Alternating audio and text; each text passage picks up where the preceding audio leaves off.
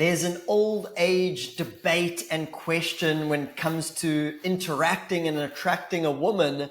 Should I have more of a flowy conversation where I'm just present and see where the conversation goes? Or should I have more of a game plan, a structure, a system? And in today's video, I want to break down the pros and cons to both and what the final solution is that drives the most effective results at the end of the day. So let's crack straight into it. First of all, which is better? I want to start off by talking about two of the cons for each of these approaches. So the typical guy who loves the ideology or the methodology of like, I just want to be present, I just want to be flowing, I just want to be there in the interaction and see where it goes. In and of itself, it's a great way to think about it. I'm not fixated in any like, this is my camp and this is what I believe.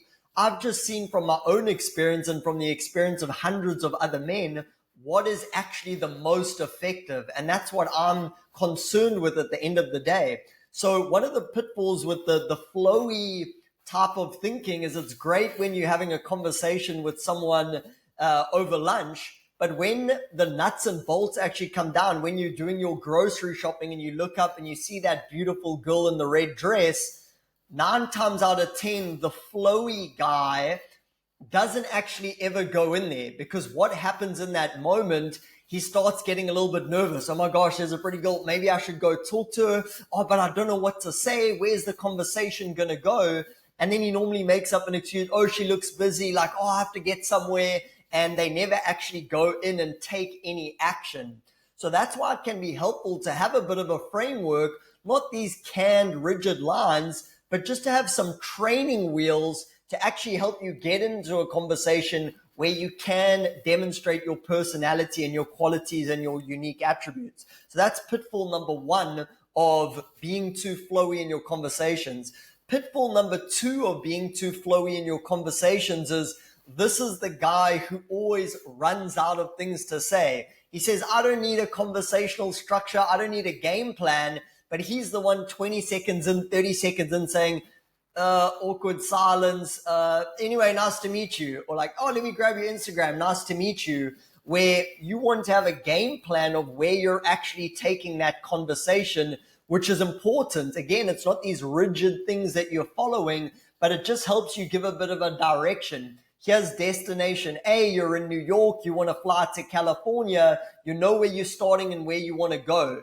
When you're too flowy, it's just like, if you even get to the starting off point, you don't even have a destination. So you end up most likely to end up just in the middle of nowhere. So those are the 2 downfalls of having more of a flowy type approach. What are some of the downfalls of having a structured type approach? Because men don't see this on a spectrum. It's not about, oh, I should be really flowy or should I be really structured. You want to find a balance of both, because what men do is they go from flowy conversations, go nowhere. They don't have a system. They don't have a game plan. They run out of things to say. Then they can overcorrect and become too rigid. I got to have like the perfect thing to say at each time. And what ends up happening is they rely on the structure too much and they forget that they are the ones that have value. The structure is just a way to communicate and funnel your value. The downfall that a lot of men fall into is they start thinking that the structure is the value. They don't believe they have any value, but the structure does.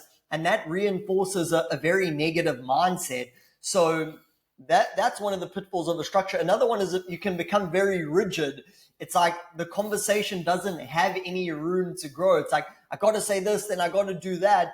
And you often don't actually communicate with the girl in front of you. An interaction is kind of like a dance. You're moving together, but when you too focus on a structure, it becomes like a one-person dance. You don't actually even realize there's another person joining in with you, and she can feel that in the interaction. It feels very forced. It feels very agenda-based, and that's what you don't want from your interactions either. So what's the goal? Where do you actually want to move with this? Let me go over to the whiteboard of truth and justice here quickly with you. So as I mentioned, the first approach can be very flowy. When you think of it almost like a river, you can see how rivers can move into a place where they're all over the place. Okay. If they don't have boundaries, if they don't have structures of what they're working off, here we go. The river can just go anywhere. It just flows all over the place. And that's what men's interactions look like. And that's not very effective, which is what we're looking to be. Okay. Effective from a place of integrity. The issue when we go to the too structured approach is that a lot of people can make it too rigid. It just sticks in a certain way of going about things. And when you do it in that very rigid way, it doesn't give any natural flow to the conversation. It's very rigid. It's got to be like this, or it's got to be like that. And there's no room for the conversation to flow. So where you ultimately want to get to is you want to get to a balance. A balance of both worlds is going to be your best friend. So what does that actually look like? You have the river banks. You have that masculine structure. Don't be overt to structure. Structure can be very helpful for you, but at the same time, you don't want to swing too far in the other way. You want to have those river banks of the structure, but at the same time, you want to be able to let the conversation flow. There's a direction. You're leaving from New York. You want to get to California, but at the same time, there's a flow within that feels very natural, that feels very organic, and women enjoy being in that type of interaction. So if you found this helpful, I wanted to share this with you today so that you can get an idea, have a game plan, have a structure. Click on the link below this video if you want a 7-step structure where I actually show you how to use a structure in a way that's organic with your personality and allows your unique value to shine through. Check it out in the description below. Otherwise, thanks for tuning in for the video, and I'll see you in the next one. Bye-bye.